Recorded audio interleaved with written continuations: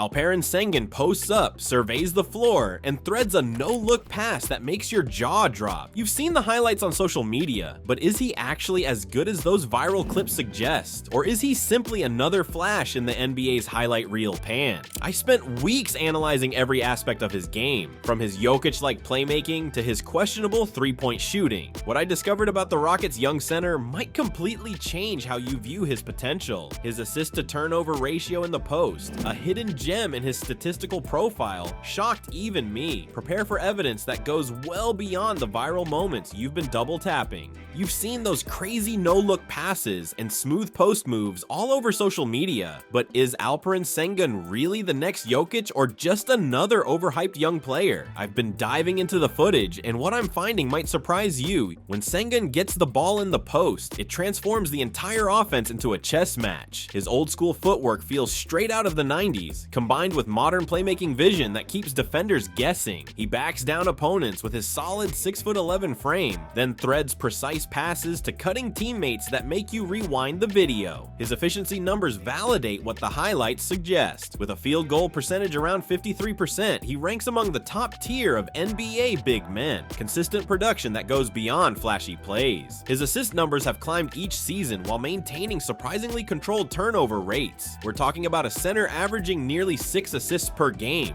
Point guard territory. Remember that Oklahoma City game? Sengun cooked them for 31 points, showcasing his complete arsenal. His post footwork was mesmerizing. Spin moves, drop steps, and soft touch finishes that bigger defenders couldn't time properly. Then against Utah, he flirted with a triple-double, demonstrating that rare combination of scoring, rebounding, and playmaking few NBA centers possess. What makes Sengun special is how he creates advantages from seemingly nowhere. When he catches the ball at the elbow, the entire offense opens up. He'll fake a handoff, putting the defender off balance, then attack the rim, or he'll hold the ball high, scanning the court before delivering a perfect bounce pass. His basketball IQ jumps out on every possession. His recent 7-game stretch tells the story: 20.6 points, 9.3 rebounds, and 5.6 assists. Elite production through craft and skill, rather than just overwhelming athleticism.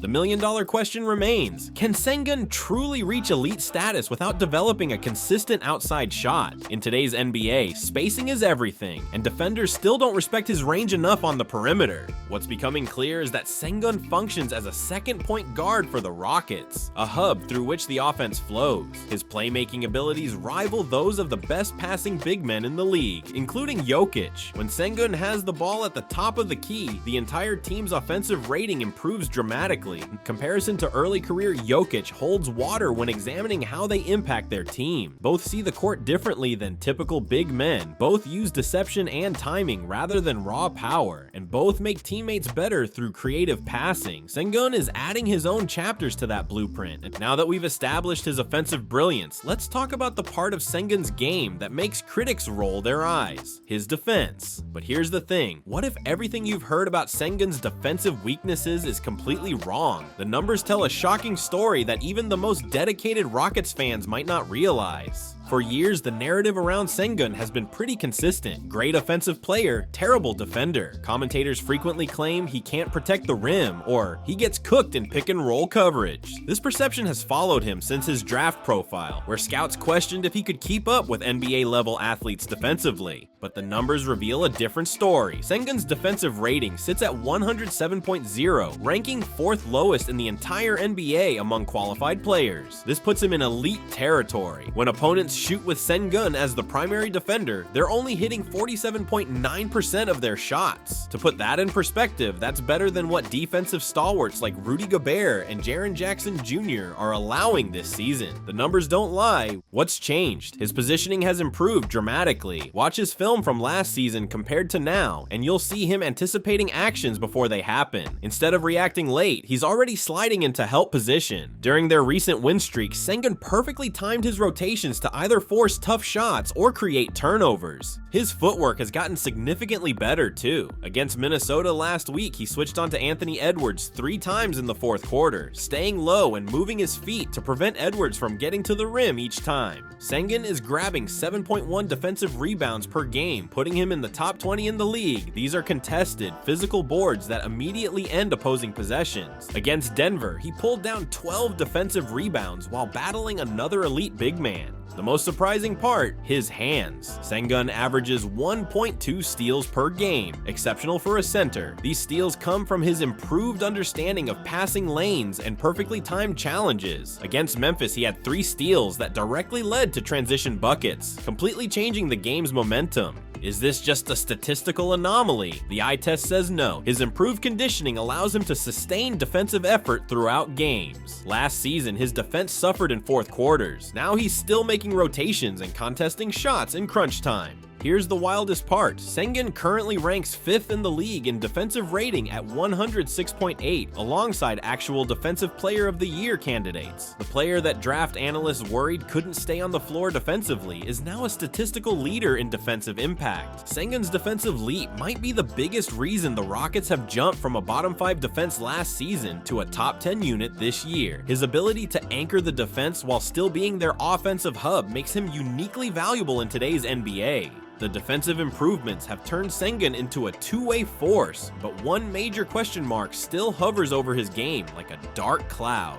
When defenders see him standing at the three-point line, they actually smile. It's the one weakness they can exploit against him. The numbers behind his shooting struggles tell a frustrating story that might be keeping him from joining the NBA's truly elite centers. Sengun's shooting presents a stark contrast to his otherwise polished game. His three-point percentage has fluctuated dramatically throughout his NBA career. As a rookie, he shot a mere 24.8% from deep. His second season offered a glimmer of hope at 33.3%. Respectable enough to draw minimal defensive attention. This season, however, he's regressed below 30%, creating significant challenges for Houston's offense. The impact is immediate and visible. Defenders completely abandon him beyond the arc, like a sculptor leaving excess material untouched until deciding what to carve. Against the Pelicans, Jonas Valanciunas practically retreated to the paint while Sengun held the ball at the top of the key, a level of disrespect rarely shown towards starting centers in today's NBA. Elite shooting bigs like Jaren Jackson Jr. and Karl Anthony Towns face tight coverage the moment they cross half court. This limitation forces Houston to reorganize their entire offensive spacing. Driving lanes for Jalen Green and Fred VanVleet become congested as defenders sag off Sengun. Multiple possessions each game stall when guards kick out to an open Sengun who hesitates to shoot.